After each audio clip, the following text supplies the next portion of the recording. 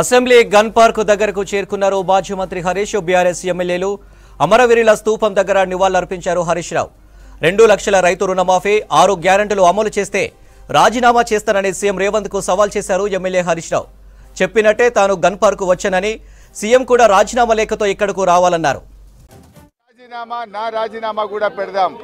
August 15లోగా ఏకకాలంలో 2 లక్షల రుణమాఫీ 100 రోజుల్లో అమలు చేస్తామన్నాయి. బాండ్ పేపర్ల మీద రాసిచ్చిన 6 గ్యారెంటీలు అమలు చేస్తే నా రాజీనామా పత్రాన్ని నేరుగా స్పీకర్ గారికి ఇవ్వండి. నేను మళ్ళీ ఉప ఎన్నికల్లో పోటీ కూడా చెయ్యను అని ఇప్పటికే స్పష్టంగా చెప్పాను.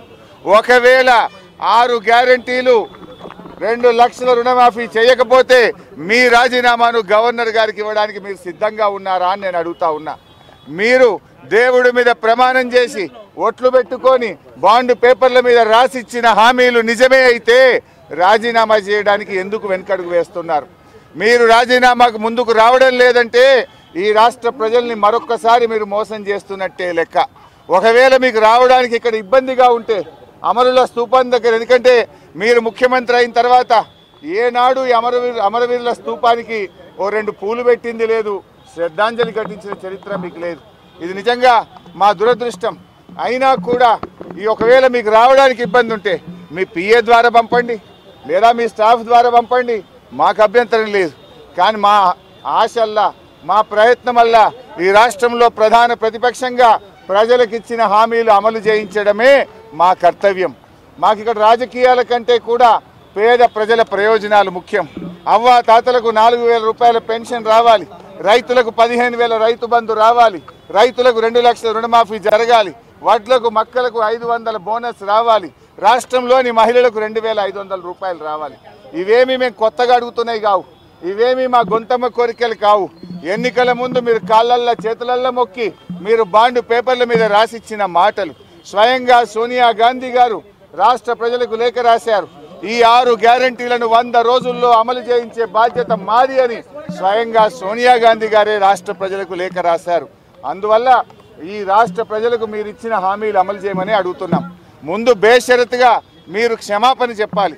ఎందుకంటే డిసెంబర్ 9న తొలి సంతకం 6 గ్యారెంటీల మీద పెడతామని, రుణమాఫీ మీద పెడతామని మాట తప్పినందుకు ముందు క్షమాపణ చెప్పండి.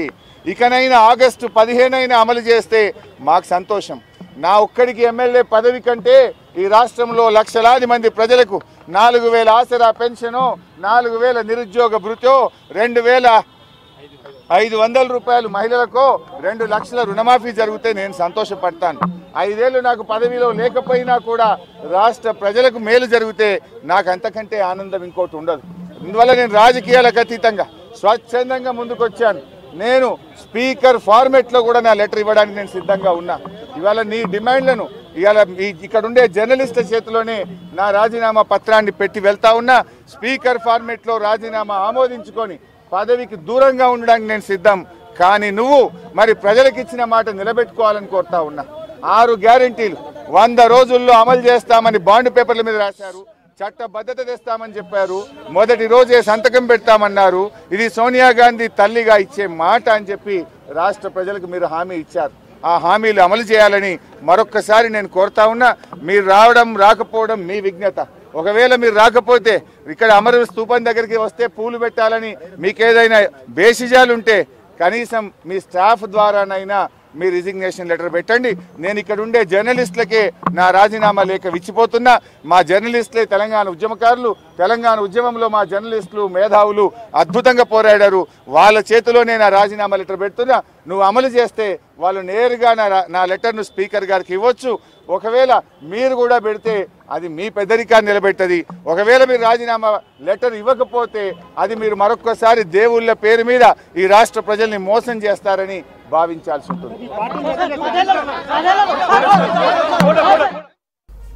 మరిన్ని డీటెయిల్స్ అందించడానికి గన్ పార్క్ నుంచి షరీఫ్ లైవ్ లో ఉన్నారు. షరీఫ్, మాజీ మంత్రి హరీష్ రావు గన్ పార్క్ చేరుకున్నారు. నివాళులు అర్పించి అమరవీరుల స్తూపం వద్ద తాను తీసుకొచ్చినటువంటి రాజీనామా పత్రాన్ని సమర్పిస్తూనే తర్వాత మీడియాతో కూడా ఆయన మాట్లాడడం జరిగింది. కాంగ్రెస్ పార్టీ ఎన్నికల ముందు ఇచ్చినటువంటి 6 గ్యారెంటీలు కావచ్చు, రుణమాఫీ కావచ్చు, రైతు బంధు కావచ్చు, ఏవైతే బెనిఫిట్స్ అని చెప్పిందో ఆ బెనిఫిట్స్ అన్నింటినీ కూడా లబ్ధిదారులకు వెళ్ళేలాగా ప్రయత్నాలు చేయాలి. కానీ ఇన్ని రోజులు అవుతోంది, ఏ ఒక్క హామీని కూడా ఫుల్ ఫెడ్జ్గా జనాలకు చేరలేదు.